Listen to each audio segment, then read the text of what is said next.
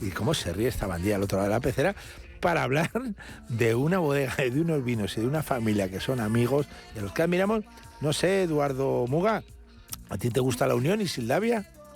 Buenas noches, Eduardo. Buenas noches, lo primero. ¿Qué tal? Un placer. Oye, muchas gracias por invitarme aquí a charlar un rato. Por favor, Eduardo. Y de lo que haga falta. Faltaría más. Hola, Jesús. ¿Qué tal estás? No tan bien como tú, pero muy bien, chicos. Oye, ¿qué te parece a ti? ¿Tú cuando bebes vino, cuando piensas en vino, ¿tienes alguna música o algunas músicas en tu cabeza, Eduardo? Pues buena pregunta. La verdad es que no tengo una en específico, pero sí que es verdad que el vino, ¿no? Hay vinos que te acuerdas de ellos por con quién estabas o qué música estabas escuchando y demás. Y bueno, en este caso que me has preguntado por la Unión y Sildavia, bueno, esto me trae más a mi época universitaria y demás. ¿Más gamberreta? ¿A la época más gamberrilla o qué? Sí, bebíamos vino y otras cosas también, sí, pero sí. Pero ya empezábamos a apreciar mucho el vino. ¿Sí? Desde luego. Bueno, Bodegas Muga, bueno, qué presentación. ¿Quién necesitaría presentar a Bodegas Muga? Pero todavía algún incauto que no sabe que ya tercera generación de una de las bodegas centrales de La Rioja, del vino nacional y, por qué no decirlo, internacional, que Eduardo. Y todo esto viene a cuento, de Muga deberíamos hablar yo creo todas las temporadas, un ratito. Sin duda. Sigue Muga ahí. Gran bien. bodega y gran familia. Ya somos felices, porque además ya estamos felices todos los amantes de Muga y de esa familia maravillosa. Pero presentación en sociedad de dos vinazos, de dos saltos de calidad que se dieron en su momento y se siguen dando, como son el Torre Muga y el Aro. Cuenta para nuestros escuchantes, y nosotros apostillaremos, Jesús y yo, en primer lugar, la importancia de Torre Muga.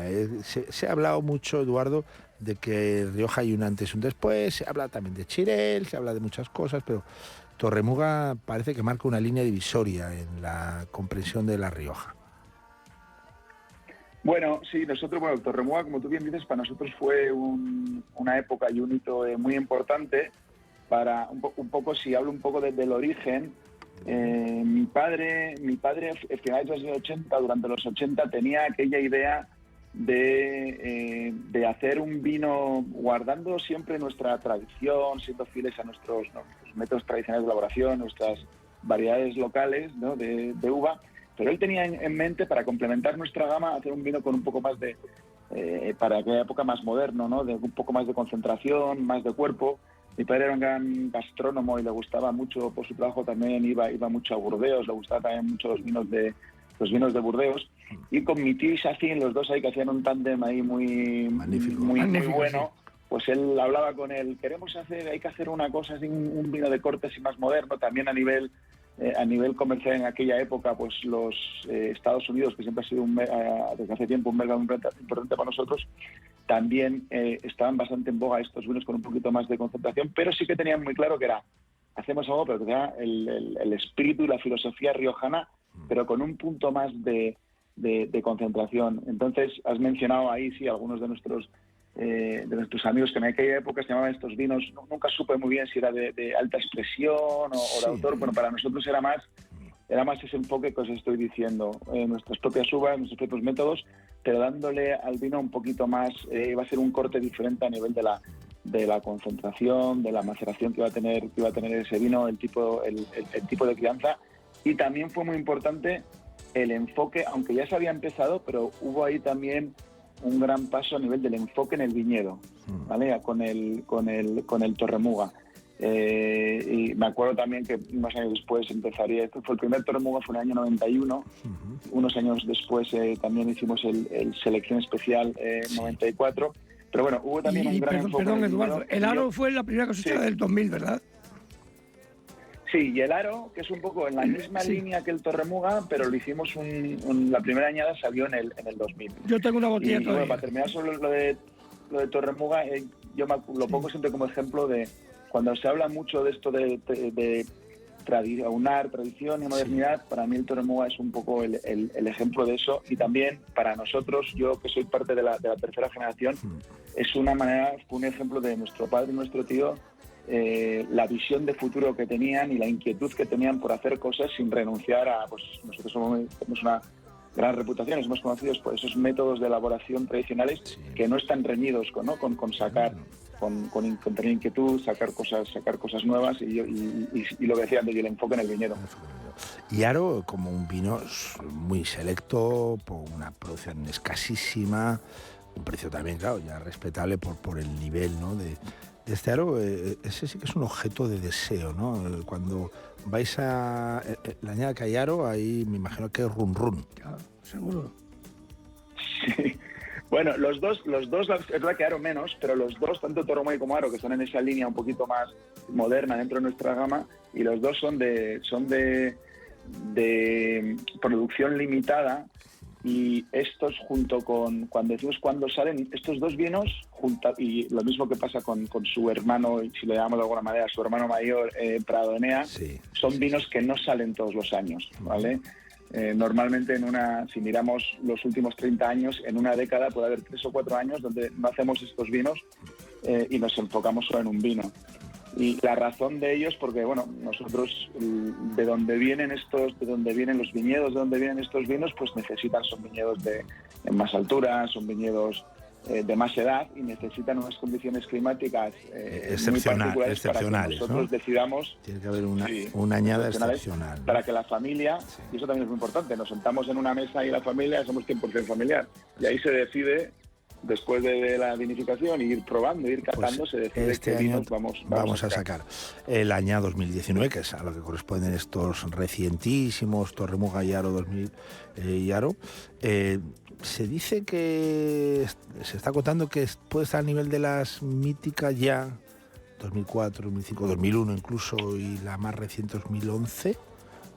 ¿Tú lo consideras así, Eduardo? Pues yo creo que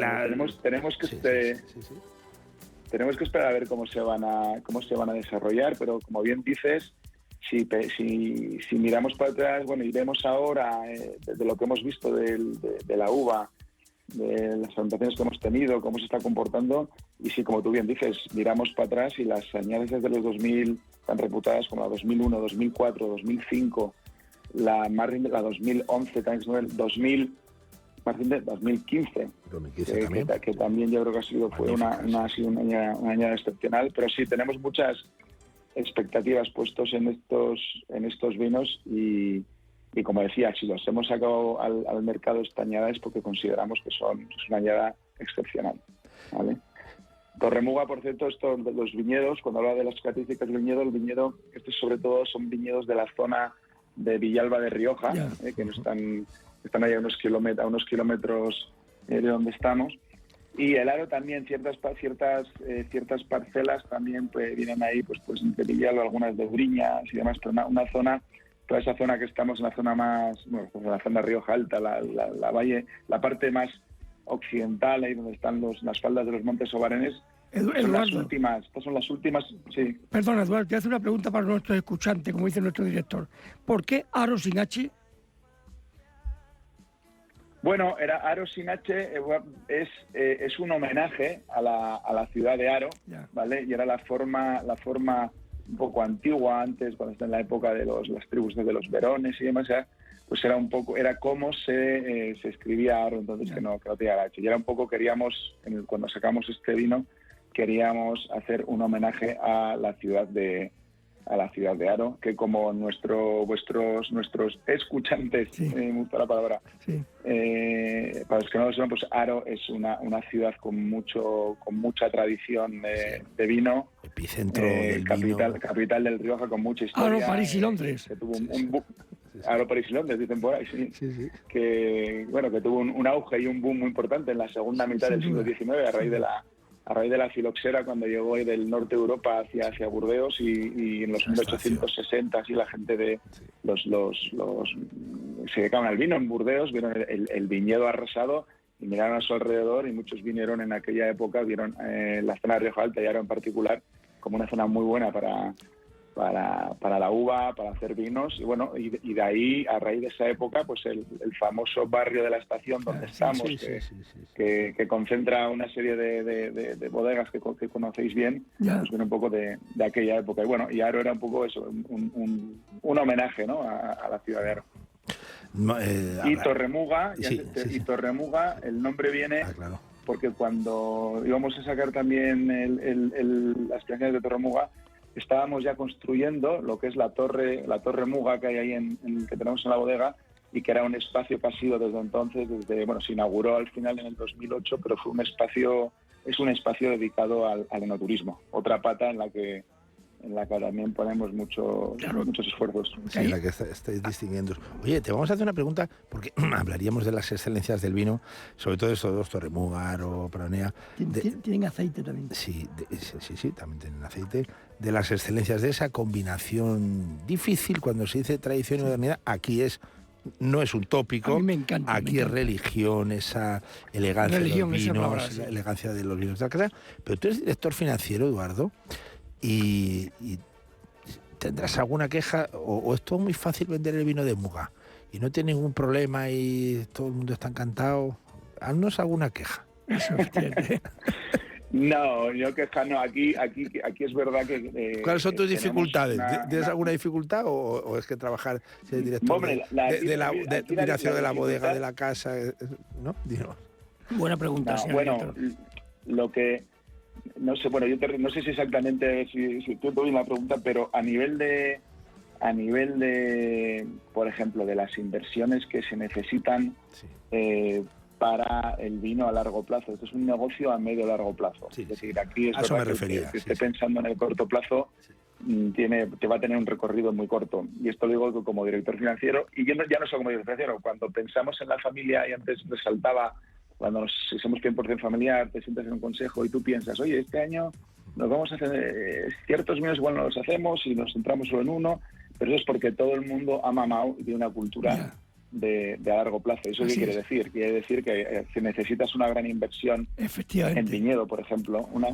Nosotros, por ejemplo, desde el año, cuando decía el enfoque que tenemos en viñedo, desde la época de Torre Muga sobre todo, pero el otro día estaba mirando un poco nuestra evolución en viñedo propio, y desde el año 2014-2015 hemos adquirido unas 200 hectáreas en la zona de la Rioja Alta. Y eso lo hemos hecho pues porque estratégicamente con lo que cuesta una hectárea, que lo sabemos. Sí, y eso es un ejemplo de decir, si yo quiero calidad, tengo que apostar por el medio y largo plazo, asegurarme una buena materia prima, ¿no? Como cuando aquí, si no tienes una buena materia prima, no vas a poder hacer un gran vino. Y aparte de eso, lo que son las instalaciones también. Nosotros que tenemos nuestra propia tonelería, nuestra propia tonelería y cubería, pues todo lo que es inversiones en roble que compramos en el caso de roble francés, nos desplazamos personalmente en este caso mis primos que van a los bosques franceses, seleccionan la madera y demás para hacer nuestras barricas, y también cuando se necesitan hacer tinos o cubas, pues también. Entonces todo eso, como decías, es todo una inversión muy importante, y a medio y largo plazo, es verdad, cuando la rueda ya está girando, y si tú consigues la calidad que quieres, pones el precio que quieres, pues obviamente ya son negocios. Eduardo, te voy a hacer un inciso por experiencia. Las bodegas son rentables para los nietos casi. Pero si estos son ya nietos. Entonces lo digo, ya estáis ganando dinero. Estos son nietos, o sea, que sería por los tataranietos. No digo para tus nietos. Para los nietos de Eduardo, de Manu. No, para los nietos de Eduardo, prefiero que Manu, exacto. Perdón, bueno, hay un punto a lo que dice Jesús, ahí tiene que haber un punto siempre también de generosidad, porque claro, a veces ahora si dices, mira qué terreno más bueno para plantar ahora, claro. Y tal, y ese terreno, esa viña, esa tierra, igual te va a dar el fruto que tú quieres, igual para un Torre Muga, pues dentro de generaciones 30 años o así, o tal. Entonces, eso necesitas pensar en tus nietos, claro. Y luego tienes que pensar en el legado. Una cosa a vuestro favor, yo conozco la mayoría de las bodegas de España, pero es que los Mugas son gente generosa, simpática, amable. Yo estoy encantado, de verdad. ¿Quién no? Yo no sé quién habla mal de los Mugas. Yo no tengo ni idea. ¿Qué malvado puede ser? Algún canalla malvado. Algún malvado, que no. Desterrado, no queremos ni hablar. Oye, ¿cómo ha sido esta rara año 2022? ¿Qué avatares habéis sufrido, Eduardo? Pues bueno, ha sido una añada, como sabéis, ha hecho unas temperaturas muy altas, ha habido mucha sequía, Y eso, bueno, eso ha afectado pues, a algunos viñedos, pues dependiendo de su situación, de su altura, del tipo de terreno, pues algunos han aguantado mejor que otros. Tengo que decir que el último tramo ha estado bastante bien, la verdad, y estamos bastante contentos de lo que ha habido, pero sí que va a haber que hacer, yo creo, bastante selección.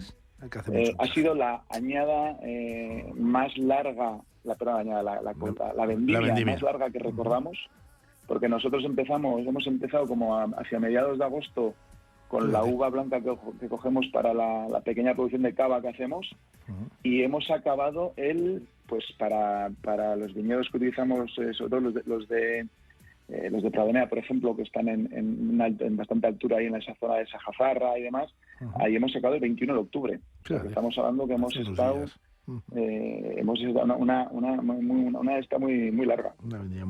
Pero vamos, que han tenido un muy buena madurez, y ahora hay que seleccionar aquellos viñedos que tienen la buena acidez que necesitas también para sus vinos de envejecimiento y de larga vida. Pues no dudamos que seguro que salen grandísimos vinos de la casa, también con la añada 2022, porque al final, fíjate, lo que se da como axioma, no sé si estáis de acuerdo, Jesús Eduardo, que en los momentos de dificultad las casas son las que mejor puntúan, en las buenas casas, ¿eh? Sin duda. En las añadas de dificultad. Es curioso. Es curioso, ¿no? Siempre los grandes vinos están al borde de una catástrofe climatológica. Bueno, a nosotros a mí me hace mucha ilusión cuando me dicen alguien va a tomar Muga, es que Muga no falla, ¿verdad?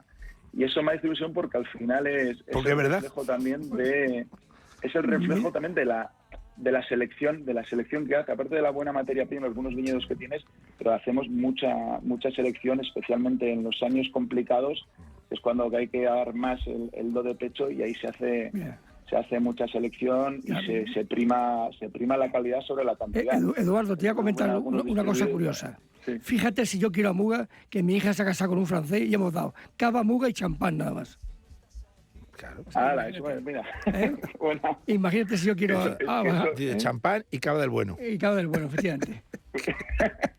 Muchas gracias. Se ha casado con un francés, además eso combina muy bien con cualquier tipo de comida. Sin duda. Pues querido Eduardo, enhorabuena por todo, enhorabuena por ser Muga, enhorabuena a la casa, a la familia, y luego pues estar recentísimos. Torre Mugaro 2019, 2 vinos, estos sí que van a ser de guarda y de disfrute para el que tenga la suerte de tenerlos en sus bodegas, de ir a los restaurantes. La pena de estos vinos que están en los restaurantes es que se acaban rápido, y que no los bandidos de los sumilleros los deberían esconder allí y sacarlos cuando pasen unos años. ¿No te parece, Eduardo? Estos bandidos que no saquen tan rápido. Exacto, yo creo que esto está aquí siempre, ¿no? el dilema, ¿no? Sacas estos vinos y ahora están muy disfrutones ya, pero es que los dejas un tiempo también en botella, y como tú dices, en algunos restaurantes que guarden alguna cosa, y a mí todavía ahora cuando veo a un restaurante, si veo que han tenido la paciencia, el espacio, y a sumiller que ha luchado por guardar algunos vinos, alguna añada así. Hay que recompensar al sumiller y pedirle el vino, y nos pida lo que nos pida. Por supuesto. Entonces si tiene este nivelazo como tiene. Oye, deciros también, aunque no es el Torre Mugaro, que ahora recientemente el Pradonea 2015 ahora ha seleccionado el Top 100 de One Spectator. Es verdad. Pradonea es un vino que nos gusta, que le tenemos mucho cariño también, obviamente. Bueno, tenemos todo mucho cariño, es un vinazo. Un vinazo. Pues quedémonos también con la noticia y con el homenaje. Y espero veros, a ver si nos vemos pronto por Aro. Y a todos. Por Aro, la verdad nos es que encanta. venir al barrio de la estación está viendo ahora mismo una actividad a nivel de... Por supuesto siempre visitar, pero se está ampliando la oferta no turística con varias actividades. Se han abierto terrazas en las bodegas. Ahora en Navidad va a haber también alguna actividad especial con un pasaporte para el barrio de la estación y tal. Es un muy buen plan. Destino enológico de categoría mundial, el barrio de la estación, para que lo puedas disfrutar. Abrazo, Eduardo, por tantas cosas. Hasta muy pronto, amigo. Un abrazo. Vamos a verte. Un abrazo fuerte y muchas gracias por la invitación. Gracias a vosotros.